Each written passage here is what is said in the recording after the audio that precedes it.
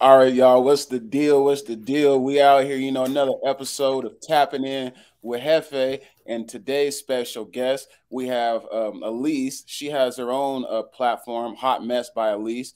Go ahead and introduce yourself.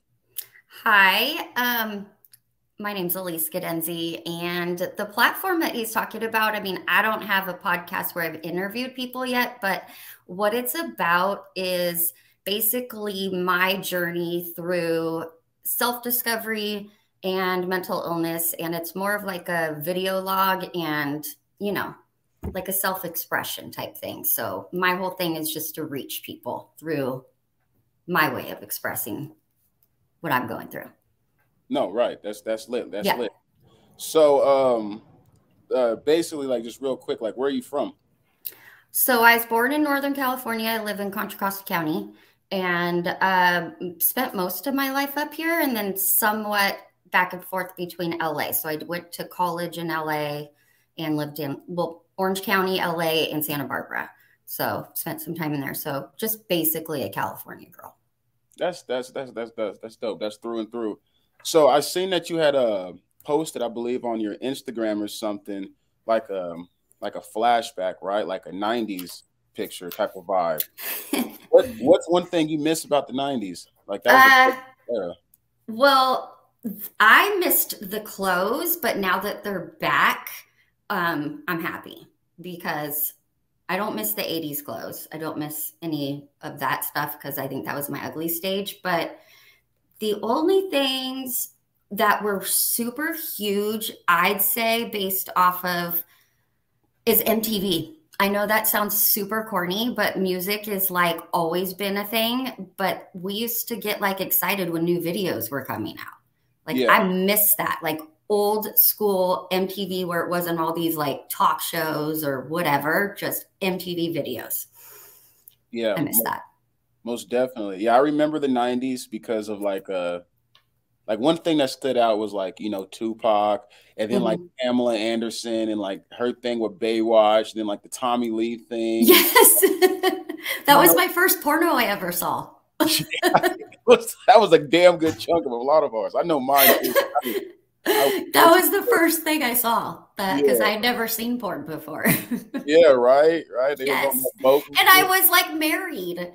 That's like, weird. yeah. And I never even saw, and she was on Playboy and that Playboy, I didn't even see a Playboy. You're going to think this is funny. And it was the 90s. And I saw my first Playboy and I said, girls have different vaginas? I swear to God. My husband goes, did you think everyone looked like you? And I go, well, me and my sisters look alike. So I just assumed everyone looked like us. That's funny. I just remembered it was the 90s. So like old school, dude, I wish I had some old school Playboys. I did use, not to get too off track, I used a Playboy when I got my boobs done in the 90s. I brought in a Playboy. Really? I used the centerfold. Really? So you got your boobs done in the 90s? You're like the first like 100,000 get done in the world then. That's the case. Dude, like my mom wouldn't talk to me. Really? Mm-hmm. Just because you just decided to, She's really, I grew up really conservative and she's still super conservative. So she was really mad when I got him. That's dope. When you she wouldn't help me. She wouldn't even help me. Really? When you got them done, did you notice a difference, like how like it was like interacting with like dudes or anything, or was it just like pretty much the same? I felt sexier. It was like kind of weird timing because I was always like really petite and small. So I was used to being that way. I'd never had any interest in getting like breast implants, never even thought about them. But I got married and had a baby so young that when I breastfed, I was like, I am way too old to be like having some saggy ass tits. So I went in with the centerfold picture and my breast, like when I had my milk came in and I was all, dude, you got to put me back together. Just come on. Like give him these things, like just fill it back up. And so that's how I did it. That is too, I bet you had no idea how weird I was. no, that's too funny. So you mentioned that you went to college in like the 90s, up and down like Mhm.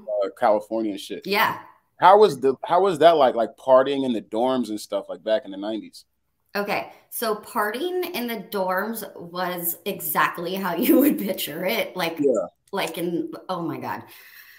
We went to like, okay, first let me tell you my roommate. She's actually a porn producer now, like one of the only female porn producers. So get this, her mom, she was my dorm mate. Her mom is Suze Randall. She was in Hustler and became she's friends with Larry Flint and then became one of the first women photographers. So I was just fascinated with my roommate's life. You know what I mean? Like I had a private school education, couldn't listen to like, secular music. And then I get this roommate who's grew up with her mom, like she was popular because imagine she's this little petite lady, like super petite. She had like a little accent. I'm trying to remember. She was smoking a pinner when I met her. I don't know if you know what a pinner is. Yeah. She was smoking a pinner and she got really popular because who do you think the girls wanted to get pictures with? So my roommate was so cool. And then I remember when Tupac died, we were like the generation of the first hot, white girls listen to trap music kind of shit, dude. I'm like old school legit with that. So I grew up listening to Snoop, Tupac, all that. But when Tupac died, the dorm was like 2 buildings. By the way, it was called Francisco Towers or something. The acronym was FT, but everyone called it the Fuck Towers. It was literally called the Fuck Towers because everyone was fucking each other in the Fuck Towers. Yeah. Yeah, they were. So when he died, I think it was like literally right when I got there. I think it was 96 or something. Did I die in 96? Okay. So yeah, because I was there right before I came back home. I was there right when he died. And so the dorm just opened up all their doors and stuff, and everyone just blared Tupac music. That's dope. And it was just full of a bunch of like yuppies too. And we were like the generation, they'd call us like what, Generation X, and we grew up in MTV times. So the Beastie Boys, everyone was, yeah, it was just like everyone, Plus Tupac rapped about his mom and women. Like if anyone asks me my opinion on abortion, I go ask Tupac. He has a song. Yeah, facts. That's what he did do. That's what he did do. Yes, that was big for people. Like for me, that was one of the things that I like really liked about him. He did. He talked about what he was pretty progressive. No, for sure. So, I had, since we're in the 90s, yeah, it was pretty much like in your 20s or something, I guess. But you mentioned, I seen that you had said that you had bought your first house at 23. Yes, that is a crazy dope accomplishment. Well, it was $207,000. That's way. That's the one thing that I feel probably needs to be back from the 90s is just it's so fucking out of control. But whatever, that's inflation. So that's a whole nother subject. But what I actually, to go back to college, I left college because I needed to sleep. Like I literally partied so much that, and you can't sleep in the dorms. I was like, I'm going to die here. Like I need a nap. So, and this is back when you didn't have actual online report cards. So I was like, I better call my parents and tell them I didn't fucking go to classes like all year. So I'm gonna hustle home. So I was like, I kind of felt like, oh God, I just partied for like all through college. My parents were like, oh, we'll pay for everything and we'll send you to college. I was like, sheltered. So I was like, woo! Yeah, you was having the time of your life. Oh, yes. And so when I came back, I was like, all right, I got that out of my system. I only needed a couple of years of that because it was, I went dorm life. And when I came back, my cousin got me a job in finance at a mortgage company in Danville, and I was 22. And yeah, well, no, I was 21. And so that's how I got introduced to credit reports to save money. So because I left college and came straight into learning about finance, that was my first goal, was to get a house. And it wasn't as popular to be carrying, like no one carried fucking fancy handbags. Okay. Yeah. Like no one, like you were like stoked if you got a Coach bag. Yeah. You drove, it was like frowned upon if you drove a nice car and you didn't own your house yet. Because everyone knew that was just an expense. So you'd kind of be like, they'd be like, oh, nice car. Where are you can drive it to your mom's? You know, like shit like that. So it was 207,000, but the rates were like 8%. So, you know. Yeah, damn. Yeah, that's but that's dope though that you got out of college and you had something to do to get you right on track to, you know, to better your future. And well, that's actually one of the biggest points of me coming and working and like actually connecting with younger people is because I'm trying to bring up the next generation to show them how to get into houses and into the business. That is dope. I'm gonna make a note of that because that gives me an idea that yeah, I have a video about it too. That I want to, I mean, I tried to bring girls in like in their 20s. I offered the job to all the strippers too, by the way. I said I would train them for free if they ever decided they wanted to get into finance. Oh, wow. That's love right there, man. That's quite the field to get into that could help you out for generations. Yes, no one ever helped. Yeah, it was life-changing because every hardship I went through, my house, being that I say, you know, have owned a house my whole adult life, it saved my ass like a million times. And it's also made women a lot more independent. And I have like, you know, I want to be the empowering personality. I know you're going to go into my time at the strip club. So that'll be. Yeah, exactly. We'll definitely get there. Yeah. So, okay. Just also, I'm just curious, out of like the 80s, the 90s, the 2000s, and the 2010s, which decade do you think is like your favorite? I'd say, well, the 90s were my favorite, hands down. The 90s were, the 80s I was young and that was my ugliest stage. Like I had like bangs like here and it was just, I don't even want to remember the 80s. 2010s, I was like I was married and stuff and having babies. So I didn't like my body and I didn't feel comfortable in my skin.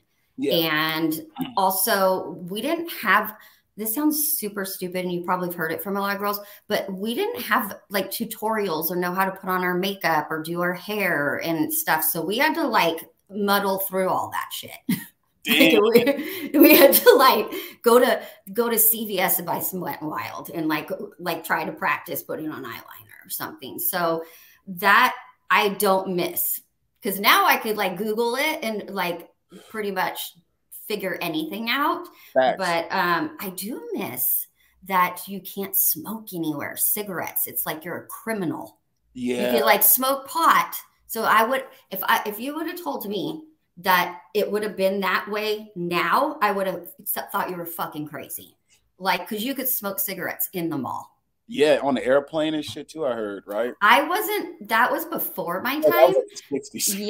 Yeah. Because I still look at it and I'm like, do you guys really have like a no smoking with the cigarette? Like, like how old's this fucking plane? It's like, but yeah, you could, like, that's what I would do. I would sneak to the mall to like smoke cigarettes because I was wild, you know. But they make you feel like a criminal now. That was the only thing that bugs me. In movies, the movies were much better. You think so? Yes. Yeah, actually, 90s movies, I still watch a bunch of 90s movies from time to time versus like movies from the 2000s when I think about it. Yeah. For sure. They are. They're really good. I'll give you a list of movies to watch. I made all my kids watch like Pulp Fiction. I'm like, you gotta fucking watch some of these movies. Great. Like, yeah. So there's like a handful of movies that, but and they're redoing them all now. But that's kind of the only things I like. But now I'm the most comfortable because, you know, you're like, I've worked my way up And now I could go get plastic surgery. Oh, by the way, you'll find this interesting. It was the 90s and no white girls were getting extensions. And I was one of the few, right? Oh, he was the first. Yes. One of the first. I'm a little OG with titties and fake hair. All right. So I had met this this Black woman that was working at a hair salon, and I think we were like in a nail salon, and we got to chatting, and I was like, I fucking wear hair extensions. She's all, I just have this vision that all white girls are going to be wearing hair extensions. This is the 90s. Wow. Okay? And she was in like Vallejo or something, like somewhere. Yeah. And I was with her on that. And she was like, dude, I don't know any white chicks that wear extensions. Can you come to my salon? I'm going to go get some hair from LA. And she put it in my hair and she gave me a braid, and I called her crying. I was all, dude, you got to take the fucking braid out. I can't lay. It was so tight. Yeah, it was so tight. I couldn't put my head on the pillow. And she's all, lesson learned on that one. We're gonna go glue with you. So we did glue, but I've been wearing extensions since then. I really wish I could remember her name because she called it like days ago. Days. Yeah. That's fire, man. She kept saying like we were like at wherever we were, because she's like, dude, I went to LA and there's just white hair everybody, but all the chicks, they're all wearing it. And I think I can make it. I hope she really opened a salon and made a killing. That's dope. She was so sweet. That's dope. Sounds like a nice woman with a great foresight of the future. Yes, she was. Dude, you know how much they charge for that right now? $1,200, okay? Just to get your fucking hair done once a year. And then you got to move it up every 5 weeks for $500. Yeah, that's. I hope she's a fucking millionaire. Oh, definitely. I hope she is. I hope that. She's eating off the bread truck for sure. Yes. For sure. Yeah.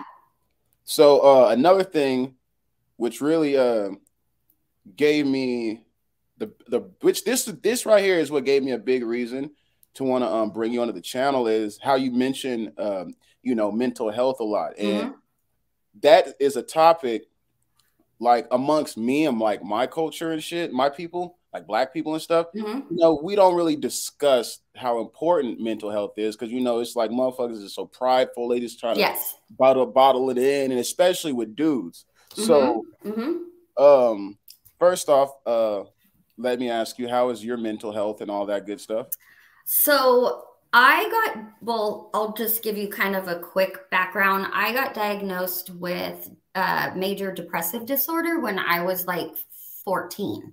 And my family did not believe in mental illness. So there's like that's like a whole episode that we could do. So I'll give you like the gist of it. My parents were super religious, so they wanted me to like pray it away. It was actually frowned upon to have like mental illness and stuff like that. So I didn't deal with it like through my whole life. So it kind of like just compounds. So right now I got diagnosed with complex PTSD, with disassociation, which means like you could disconnect, like check out.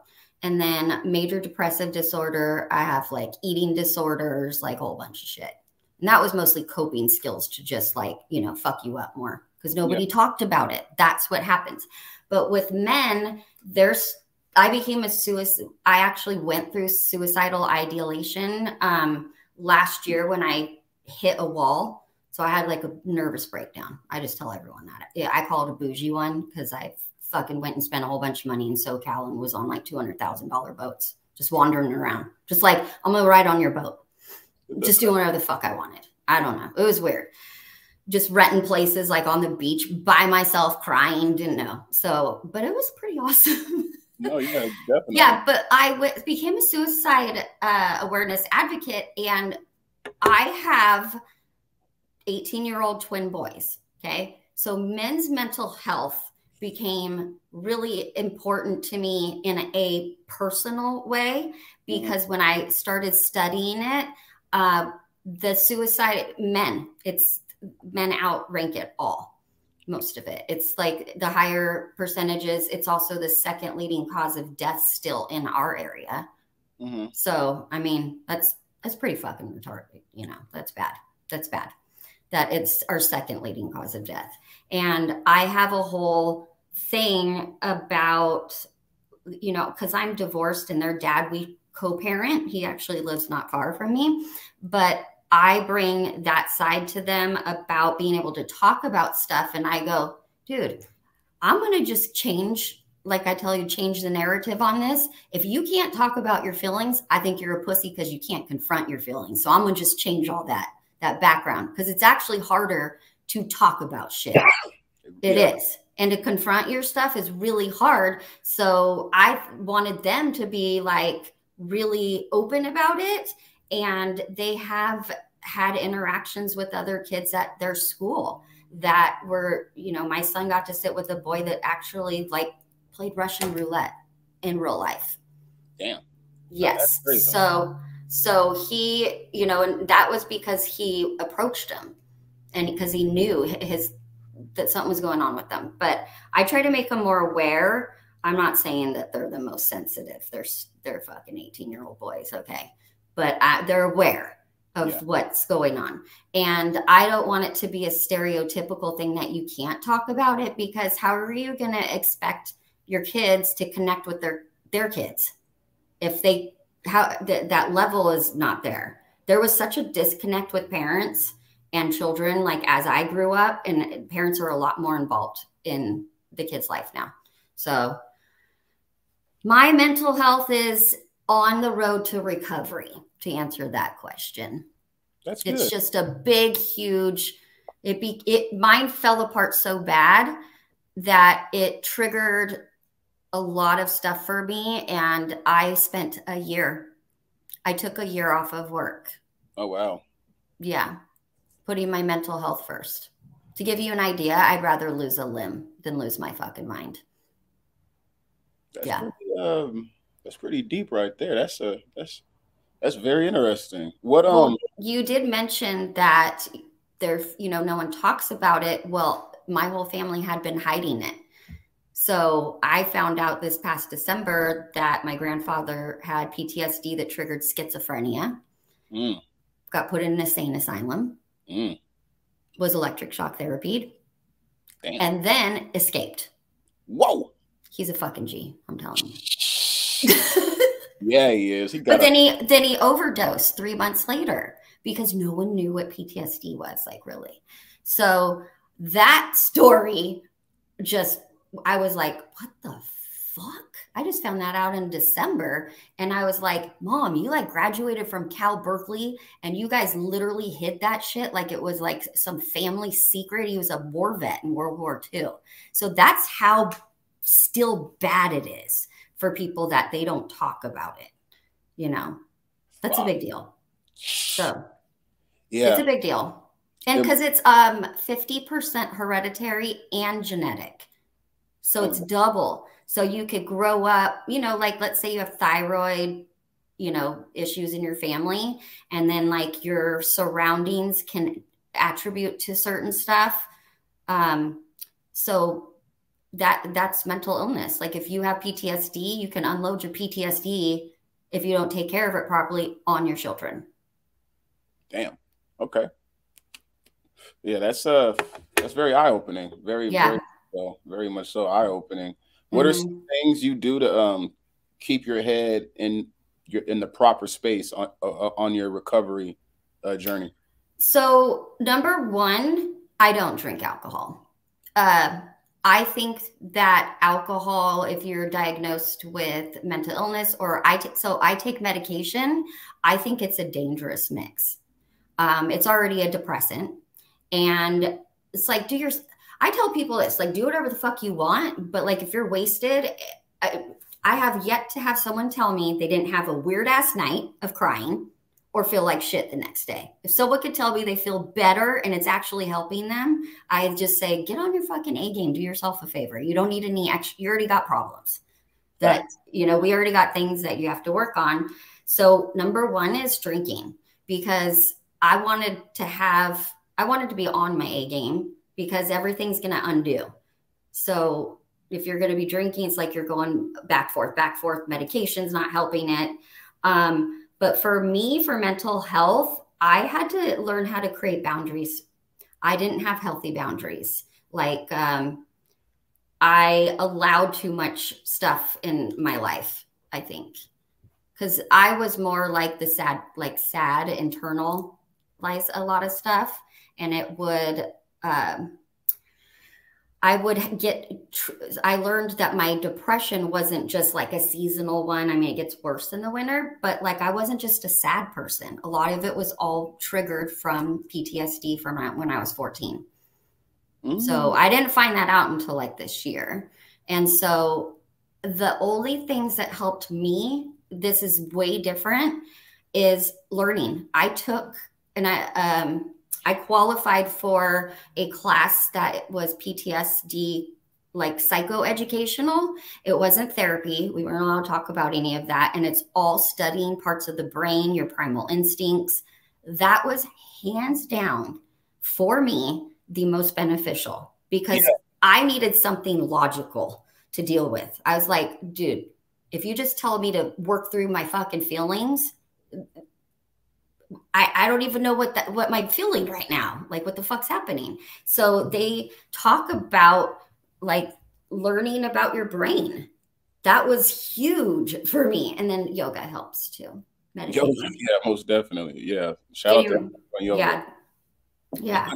I've learned to cut people off way faster for my mental health. Like, I have like a ripcord. I'm all, oops, you're fucking gone, dude. Because I've held on to everybody until last year. And I just figured that out. That's huge. Yeah, it's definitely, you know, when you cut certain people off, it's like, you know, I always tell people you could do bad on your own. You don't need another person to help you, to bring you down, you know, rather it's financially, mentally, emotional. You know, any of the above, you could most definitely achieve that on your own. So no point of having. I always say you get what you get when you're born, and you got to deal with it. Yeah. So yeah. So it's like, don't fuck yourself worse. Come on. No, for sure. Yeah. So you've mentioned earlier that, you know, your background in like finance and like the corporate world and all that good stuff.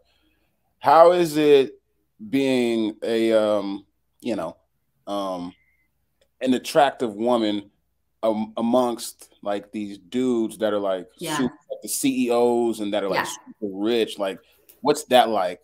Like, you know, I gotta grab my charger really fast for my laptop.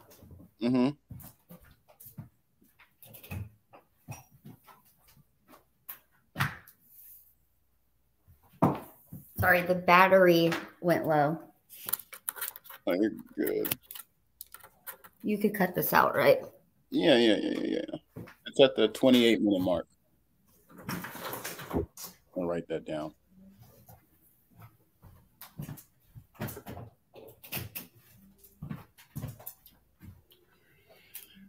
Okay. Sorry about that. Yeah. Sorry about that. So it's actually really interesting because when I was in mortgage, or when I started, all the people in the loan officer positions, like in the higher paid positions, were mostly men. Actually, like, I couldn't even think of a girl, really. There was like one in my office. So it'd be like 20 dudes and like one girl, but then all the girls were like the assistants and the processors and stuff like that. And like, I don't know, it was weird. It was definitely wild. If you're talking about working with all of those guys, they partied like fucking crazy. That's how I started going to strip clubs with all these dudes. But it was definitely different as opposed for a girl to be in the business. It wasn't, it's like you kind of already automatically went to processing in the office stuff instead of the sales up front. Okay. So with amongst your bosses, how was your interaction with these your bosses and stuff? So it was weird because it's like they always made so much more money than me, like way more. And it was only when I'd say like if they ever felt threatened by a girl, but I didn't have like issues with my bosses, let's say, if they were the same age as me. I had issues with older men. Older men are even weird, like what they're stuck. They're so stuck in this different generation of stereotype of what women do and what men do. And they literally still use those words. Mm-hmm. So that was difficult for me and still difficult for me with older men. Mm-hmm. Yeah, yeah. Did you somebody else didn't look and that does look what it does help you in the world. Do you think that do you feel like having a look to you helps like in like certain corporate situations, like in like certain corporate worlds or jobs and of that magnitude, like in that type of space? Yes and no. It would work against me in really corporate areas because they automatically assumed I was a ding dong, like cute all the time. Yeah. Like I would be like asked if I was a stripper over, and I'd be like, I'm a bank rep. And they're like, sure. Like for real. Like if you yeah, it was really sexist. And so I had to learn to be really aggressive, which then you're like, you know, pushy. So you have to be like kind of like in between. Yes, girls can get stuff, but I didn't feel like it helped my situation at all. Yeah, I had to like tone it down. Absolutely. It wasn't till I was older that I was fucking sick of doing that. I hear you. Yes. I was like, why do I have to look like a dude and wear a business suit? I'm fucking 10 times smarter than you. Like, and I said, it's a gimmick. Like you don't need a suit to do a loan. So I would see these guys would come in and it was because they automatically got groomed to be loan officers. And they were, you know, the dudes with the spiked hair and driving their Porsches. And I would walk in the office and he's doing blow on his desk. And I'm all, it's 11 on a Tuesday, bro. Like I'd have to do all this shit and he'd be going to like the clubs. I was like, and that's how it was. That's how all of it was for the guys, and the girls would be at the office. I swear. I swear. Yeah, I'm not kidding you. I have 6 mortgage licenses for 6 different. Yeah.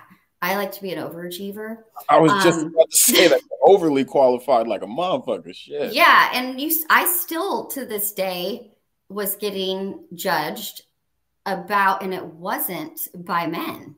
It was by women my age. Really? They didn't like, because I started coming out of my shell. I was like, fuck this shit. Right? Like, nope, I'm not. Who's even doing a loan sitting next to me? Like, most of it's on the phone. So I could look any way I want. And she used to kind of rip on me. Like, is that your hair? Oh, so she's a hater. She would go, Elise, is that your hair? And I'd be all, fuck you, Monica. You on blast, god damn. Yes, and then she put me on blast for wearing a tank top. A tank top. Put me on blast twice. And I told my boss, when we hang up, I go, is there a dress code? And he's all, no, why? And I like kept asking, and he's all, no. And I go, she keeps saying I need to like put a blouse on. He's all, I think she's just giving you advice about what makes her feel successful. I'm all, bless your heart. Bless your heart. For like really, he was so smart that he wouldn't even make a connection to any of that. Like it was just like, he's all, huh? Your clothes? I don't get it. And he was younger. He's in his 30s. And this is like 2 years ago. And so then I group messaged him and her. And I go, oh my God. So like the next meeting, I wore a blouse. And I go, oh my God, Karen, did you notice that I was wearing a blouse? And she goes, I really admire someone that can take constructive criticism. And it's sidebar. The boss is all, shit. I go, yeah, like I'm still getting, and that's when I said, man, she would really hate if I just got a job for all the strippers and brought them here. She's like, she'd be busy just ripping on all of us or something.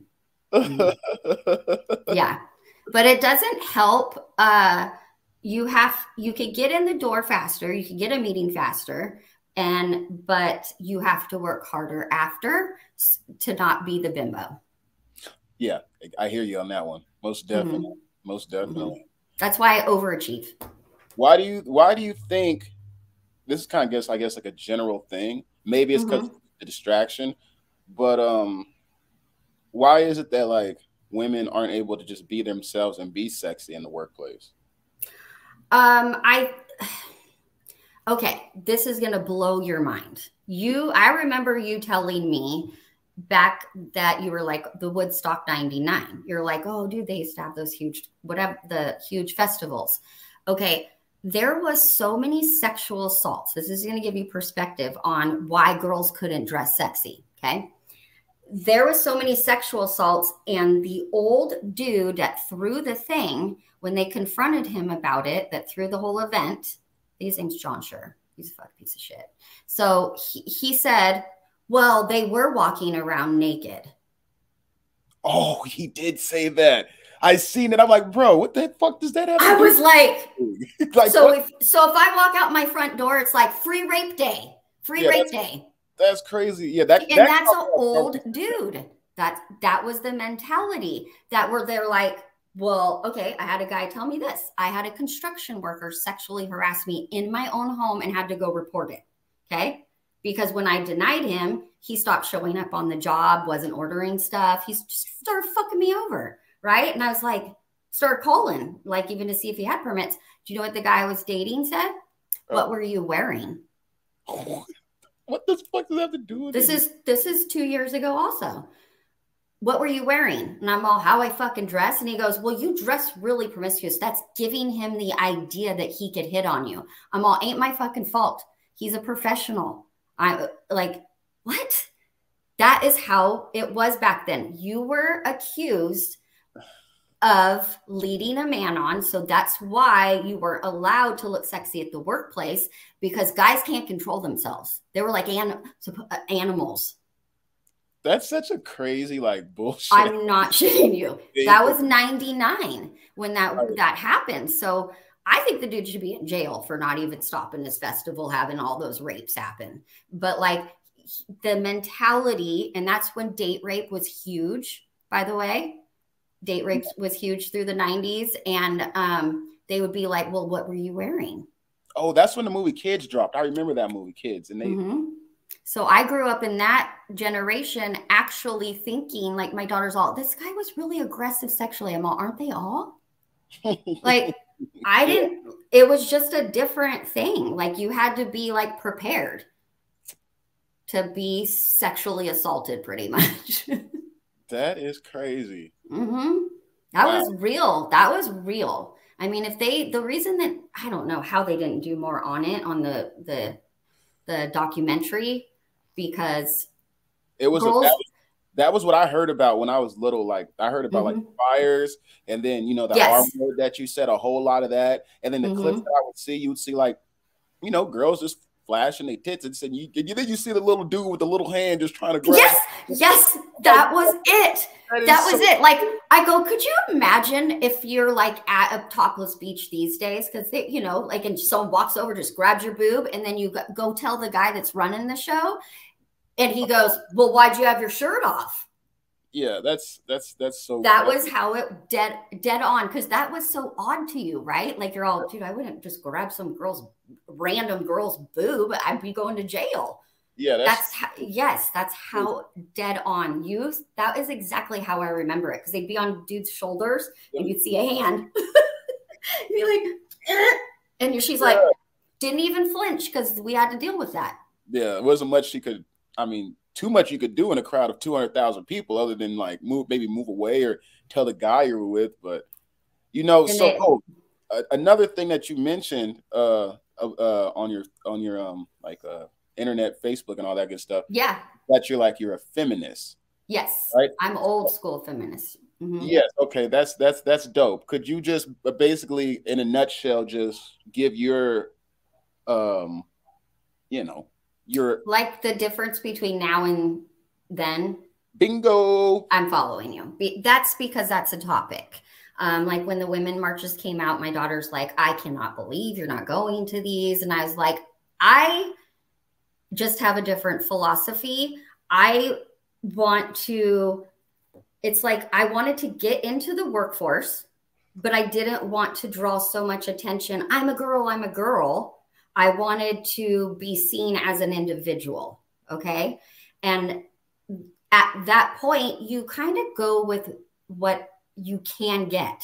Okay. I wasn't going to change the dress code by myself. So getting into that position, I became a loan agent, and it was still like 10 loan agents to two dudes to 2 girls. It's a lot more equal, but like still the front. And then, so feminist for me was like still looking like a girl, you know, looking like one and earning my spot that I'm smart. And the only way I was going to do that is if I tried to overachieve or did the extra work and proved I was smart, spoke up. I always say this to people. I'm like, you can have big tits and a big brain because it doesn't make you instantly stupid just because you got big tits. So that was like, you know, the difference. And then when the march came out, well, one, I was just a little nervous because it was wild. Like, just seemed like everything just was like become so, I don't know, it looks stressful. It looks like exhausting, honestly. But they were like doing weird shit, like wearing pussies on their head. And they were painting with period blood. Oh, that's extra. That's too much. And then yelling, you know, like yelling and stuff. And we're going to, and I'm just, you know, I don't know. I just didn't know how I felt about it because it was so different than how I was doing it when I grew up. I was more like in the fight, not in the marches. I was in the middle. I was actually doing the work. And my way to contribute was to educate myself and ask for advances. I asked every job, and every job that didn't give me a promotion, I left to get my promotion somewhere else. Took me like 6 jobs to get up to what I wanted. No, I'm not kidding. Yeah, I really did. You have to ask for it. And then I came back around to the same company where I started, and the girls that I was friends with, they're still assistants. See, you stood for something and ran with it. That's as you should, man. More people most definitely should do that. Why is it? This is another thing I've wondered amongst women. Yeah. Why is there such a disconnect between women who might work the job that's considered normal by society, you know, like you know, or females who might do like, you know, like sex work, from stripping to like the websites to like porn, whatever the case that may be. Why isn't it like cool? Because, you know, with dudes, if you have like let's say the dudes who might do like that are like drug dealers and this, that, and the third, they'll still have best friends and be cool with dudes that work like, you know, the normal corporate jobs. But the mixing. You're saying like, why is there no? Yeah, why is it like that's true? I never actually thought of the no mixing. Like you don't have stripper friends if you're like conservative and you're you know, you're a stripper, you don't hang out with like squares. Yeah, exactly. That's actually the job part of it. And I guess it would be the personalized part, how you're saying like they're friends. And that does make a huge difference. I didn't think about it because I always think like business, you know, like business wise. But I think that because there's still the shame attached to it and still the idea of they're the ones in the wrong. Well, my husband went to the strip club, but it's all her fault because she's a fucking stripper. Like that whole mentality is still like coming up in there. And I think that like everything kind of goes hand in hand, where I told you you're assumed stupid if you look like a stripper. Yeah. So women in the workforce were like, I'm going to wear this. I don't want anyone to sexualize me. And I'm like, I don't care. Yeah. It didn't bother me, you know? no one really crossed the line because I'm a fucking hothead. I mean, I'm Italian. So like if some dude grabbed my titty at the Woodstock, there'd be like my dock mark on his forehead. Like I would have thrown a shit fit. Yeah. But I wouldn't have pulled a titty out. So because of that, I'd be like, that dude might grab my titty. I don't know how to deal with it. Yeah. So it was like, I would have said something, you know, because that's invasive. But the reason there's such a gap is there's still shame attached to it. And somebody from the conservative side needs to come over and say, no, like, fuck you bitches. They're real people. And then the girls on this side, you know, like the dancers or whatever, they need to like I'm just going to call it out, step their game up and own their shit. I'm like, dude, you walk out there and you don't be ashamed you're a stripper ever. And you don't ever let anyone fucking make you feel down like that. I go and educate yourself. There's classes online to learn how to be a better dancer, how to communicate. There's sales classes. Dude, if I was running a strip club, I'd be running Salesforce meetings, you know, like here, let's discuss how you talk to people, how do you shake someone's hand, like all of it. You're in an entertainment, you're a salesperson. And I personally do not think that, you know, dancing is, if girls learned that they can have boundaries and they're allowed to have boundaries, they don't have to let people pressure them into them. That's empowering. And then they can make the job more professional. And it doesn't have to be like one or the other. You could be sexy and it be respectful and enjoyable. And I think that the way for me to do it is I came out hot. I got so sick of people like making me repress my sexuality for my entire life. As soon as my kids turned 18 is when I went online and I drove to a strip club. It was like probably, I don't know, it was right around after they turned 18. My kids are seniors or they're graduated. They were seniors at the time. And I was like, I'm gonna work here. Yeah. To the strip club. And they're like, well, what do you do? And I was like, I'm a finance nerd. They're like mind blowing. But like, I decided that I was gonna, I don't know if it was just timing or it just felt right. But I said, you know what? I'm going to go online and I'm going to talk about my finance job and my centerfold all in the same fucking post and go, let me just do it for you guys. If you want to talk shit about me, I'm going to put my pussy online. that actually links me into like my next set of questions. Yes. I was like, what you gonna do now? I'm already outing myself. I don't give a fuck what you think. How about that? And like people stare, no sock. I was the soccer mom, cheer mom. My kids were in the parade, football mom, wore the jersey, everything. They graduate and I'm like, you know, on Playboy doing bikini contests. And all the fucking moms are like, what the fuck is she doing? That's hey, if you got it, flaunt it. So well, I talked to my kids about it first. So you've mentioned like the strip club thing. So you ever have you ever like danced in there, or you have any strip club stories that you might want to share that might be kind of like crazy or over the top or anything? I got this close to dancing, but like when I was like this close. When I first got there, it was like that close because it's like. I just started coming into like being okay. Like I know this, people probably think I've been on the internet or modeling, and I literally just put my first bikini picture. Try finding a bikini picture of me from 3 years ago. There isn't one. Yeah. So I was kind of like envious of like how free they were, you know, and honestly, they treated me better than some people at my mortgage company. Oh yeah. They treated me with like they were like, dude, we got mad respect. Like, cause I had to earn it, but I got it a lot faster. And so I made sure that in the position as a floor host, and I mentioned this, that I was the only female floor host in all of San Francisco out of every strip club to hold that position as a female. Oh, damn. And I wanted to teach the girls that I was there to like empower them as like, you know, almost like, I'm like, I trained sales girls. You don't think we had to use some of our sexuality to get appointments? And then you got to use your brain to make money. And I was like, selling, money, what's the difference? Yeah. You know what I mean? My daughter thought it was weird that I said, you're the product. And she goes, don't you think that was rude? And I said, no, I told everyone I was the product when I was repping. You're going to get me handling all your shit. So I go, I didn't find that offensive because I just shared what I felt about myself, and I took care of my product. And so I try to teach them kind of something like that. But I got asked all the time. I've been asked a lot of weird stuff. I got asked all the time if I strip, if I do dances. And these guys came in from out of the country.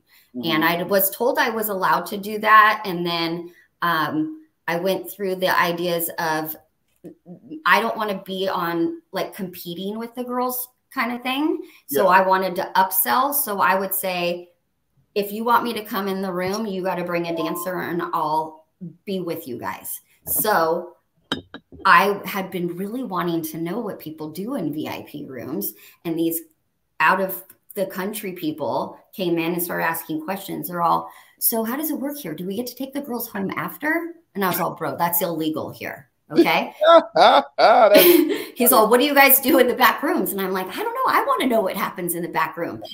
So I went back there with 2 other girls. They spent a shit bag of money to get me to go back there because they had to go with like a party. Mm-hmm. And when we got back there, dude, I had the girls try to teach me how to move my ass. Oh, like when I know what you're saying. Yeah. Because Pamela Anderson, dude, nobody had asses. They just had tits. I have the biggest tits in the club, but I don't have the ass. So I was like, honestly, I go, okay. I sat down with them and I was like, all right. Because 2 of the girls, I was like, okay, what do you guys do? I was like, oh. I was like, all right, let's go. And they were dying laughing. And then they danced. And I was like, all right, I'm going to stop already. How did you guys do that with your butt? So I actually even took my pants off and stood up with them.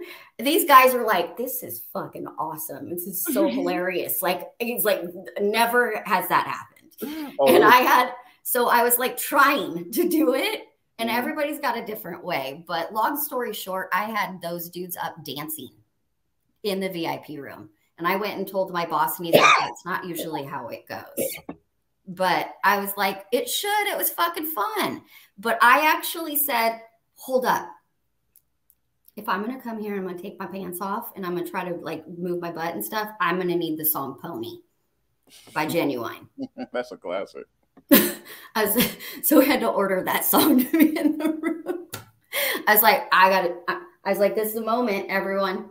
I did it. I was all, I fucking felt liberated. You felt a call. I've never even flashed anyone. I like wanted to like tell everyone. I was like, I was like I felt so liberated and proud of myself because I was always jealous how free they looked to me when I would go in my 20s.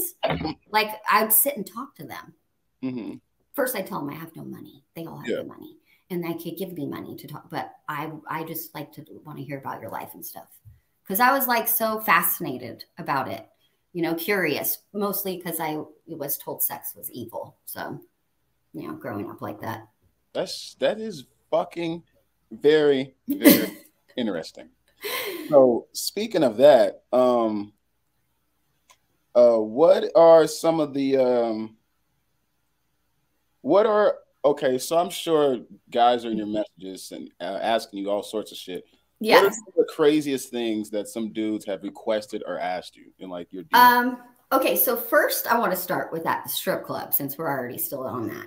Mm-hmm. The weirdest thing is I got offered $5,000 from someone to eat my pussy. That's interesting. I'm letting you wrap your head around that. $10,000 to bang him. Someone licked my back and I turned around and I was like, I'm going to fucking take you out, bro.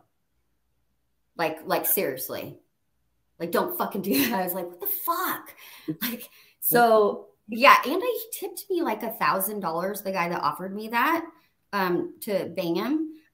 He goes, I was like, yeah, right. Like that. Like, I was like, sure. Like, I was just saying that like you're wasted. And, he gave me $1,000 and I was like, I'm going to give it back to you because I don't want you to think I'm going to bang you. Yeah, exactly. Just let me keep it. I think he was just like I don't want to talk about it again. I don't want to talk about it again. But like, I'd say now that I have like the page and all that, I get asked a lot to look at dicks. Really? I get so many dick pics.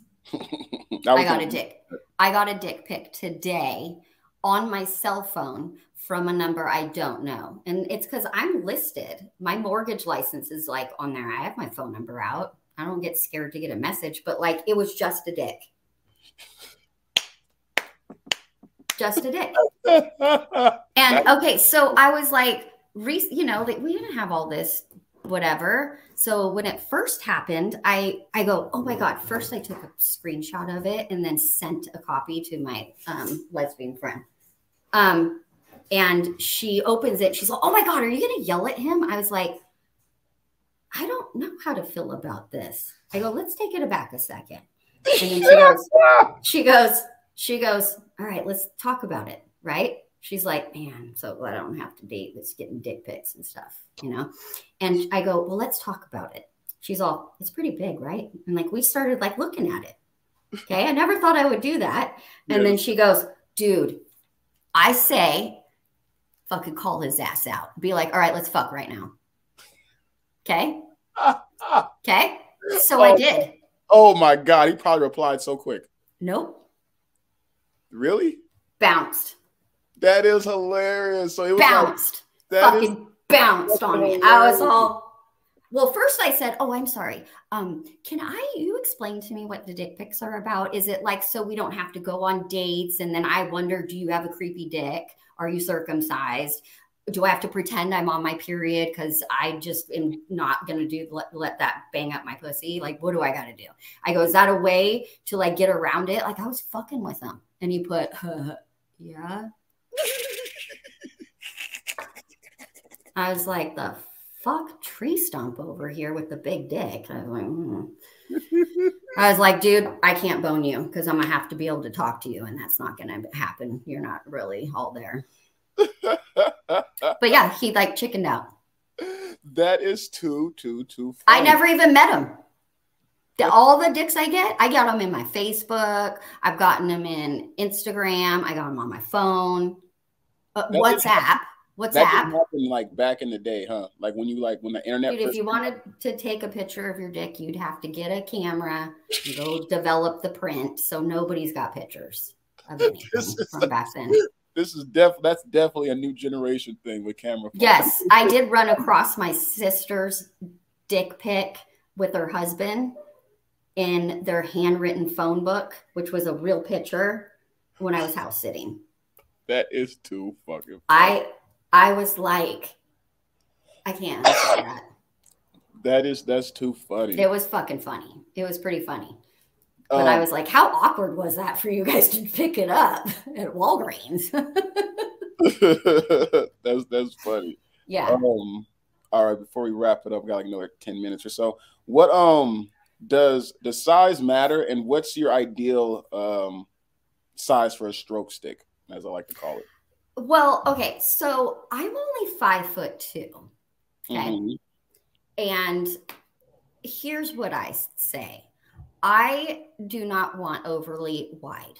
Mm-hmm. I do not like that because it doesn't allow for natural lubrication as easy. And I always say, sorry, you ain't fucking my pussy up. It's still in great shape at 46. Yeah. Getting it all like tore up.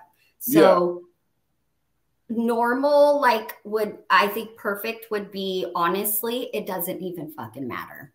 As long as it's attractive and I'm attracted to the dude and I could talk to him, but it's not even about the dick. It's about chemistry. I'm old school. I got to smell you and want to fuck you a lot. I got to like smell your neck and be like, yeah, we're good.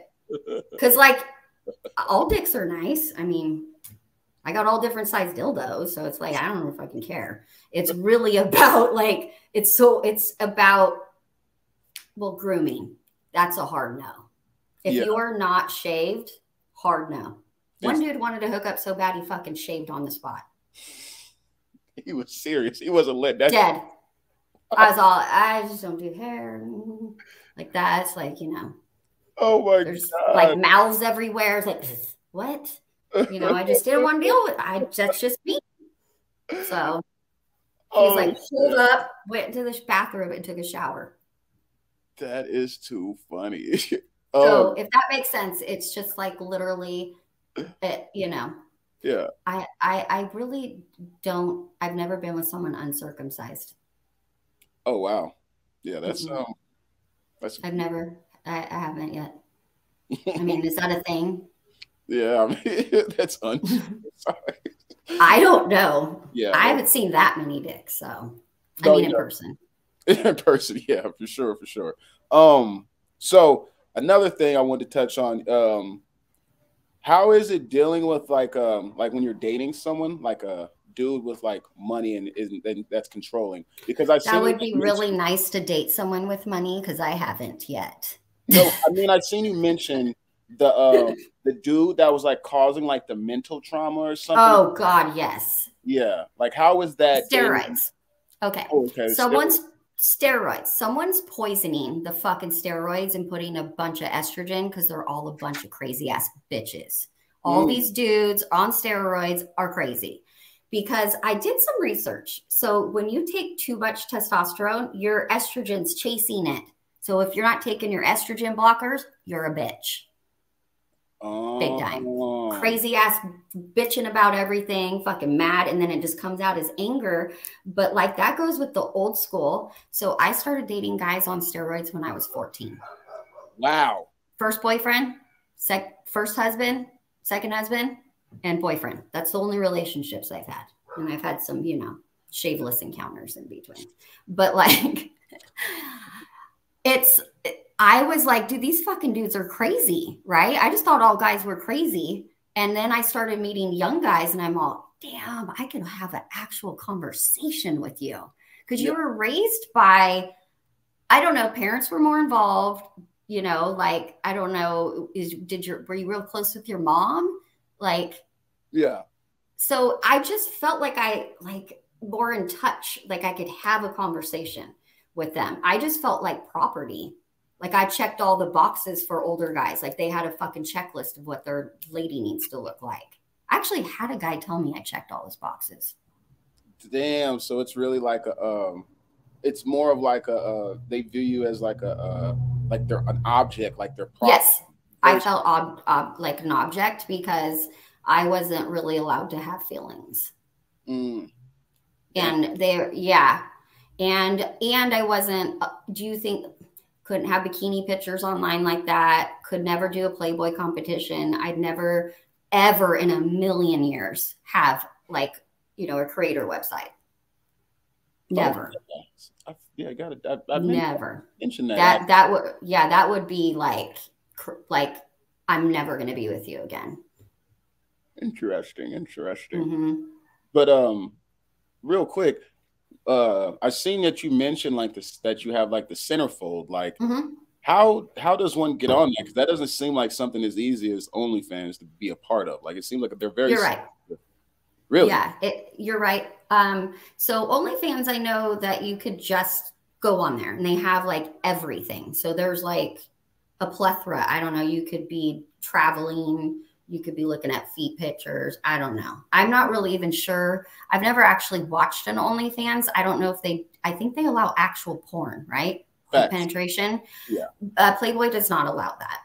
I don't know if you're familiar with old school Playboy, but their whole reputation was to have the girl next door look like, and Hustler went more of like vagina, and Yeah. Playboy went more like artsy, like you know, like I don't know. It's like you get to sexualize like your dream girl, you Yeah. know, or something like that.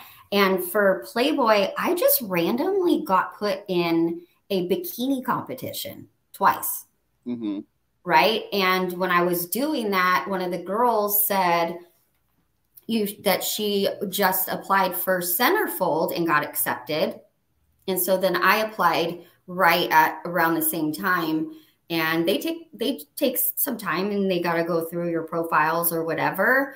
I don't have a lot of followers, so I must have checked different boxes for them. Maybe it was the Playboy competition, maybe it was my look or whatever. But I was assuming like, oh my God, I'm not popular. Why would they want me, you know, to be on there? Because like, there's like girls that have like 20,000 followers, you know, but I think they have a look or a, you know, whatever, but they do have guidelines. They're a lot more strict. Like you can't have people logging in as you have to be the one actually doing the interactions. And they don't allow like porn. Oh, okay. So they took a completely different approach from what OnlyFans allows, because you could definitely be on OnlyFans and you could give like authorization to people to go into your account to assist you with stuff and this, that, and the third. Yeah. I always wondered that how that worked. You know what I'm saying? You know, I always did too, because I thought that would be a lot easier to like have someone manage my pictures. But from what I read, because I actually read it, because you don't get to talk to somebody, you know, I had to read all when they send you the email and be like, congratulations, whatever, here's our rules and all this stuff. And they are more strict. Like if you go to log in with your email and it's not a computer they recognize, or it's been a little of time, you have to like prove that it's you. Like they're just a little more diligent, and I like the platform because of that. Because they don't like when I read, they're like, oh, random people can't be in there. You have to do this and whatever. I don't know how they monitor it and if everyone follows it. I'm a rule follower. I'm a nerd. So I follow all those rules. But I thought that whole, you know, Playboy just has such a brand. And, you know, Pamela Anderson, how many times was she on Playboy? Yep, Carmen Electra too. Oh my God. I have her pictures too. Wasn't she licking like an electric guitar? Yep, Carmen Electra is the GOAT. How do you know all this? Oh, I'm a huge Carmen Electra fan. Oh my God. Are you? Did you know she had a workout video? Hell yeah, she had the aerobics. Yeah. Yes, I was like, this bitch is killing it. Yeah, Carmen Electra, she definitely she's hot. Yeah, she's definitely she's on point. I still follow her. Yeah, actually. And actually a couple. I'm gonna have to look her up now. Yeah, anyone watching this, follow Carmen Electra. She look good still. Hell yeah, man, that's Carmen Electra. What? I'm stoked. Yes, I think that women our age here's also why we're not aging as bad. We weren't putting all this weird shit in our bodies, by the way. Okay. That how we were introduced to Botox or fillers was to maintain in small amounts and only use it when you needed it. I didn't like fill up my lips at all until I was 40 to make them look exactly the way they were when I was 20. Because like nobody ever would be like, you have your lips done? And I'm like, well, no, I just maintain what I have, you know? So these girls, they're like, they look so much older because of all their makeup and then the Botox and the lips and stuff. Like they're prettier the way they were probably before. It just needs to tone down a little bit. That's all. Most definitely. Yeah, that's most definitely something that I've noticed. And like even my family members, like, you know, like my aunts and cousins and mom and shit like that, they always tell me that that's one thing that they notice. Even like my friends, like peers, like older females, they talk that, you know, this generation, like the makeup craze is crazy. Yeah. That shit's gonna essentially catch up to them in due time. You know what I'm saying? Well, I'm just wondering, like, so if they're filling their lips up, I'm gonna be honest, like that's different type of skin. Like, are they gonna have saggy lips and have to get their lips filled for the rest of their life? Like starting at 20?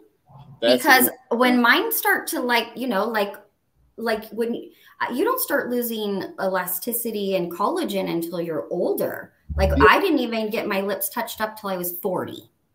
Oh, damn. Yeah. So, and I had, you know, I just was like, I want my lips to look natural. And like the guy I was dating for 2-3 years, he didn't even know I got my lips done. I was all, yeah. He's like, oh, I didn't know. So that's how it should be, you know, preventative or whatever. But I was like, man, these girls get these big lips. And then I was like, I wonder what it's going to look like later. Or because it's maintenance. I don't like having to do it, you know? Most definitely. Yeah, most definitely.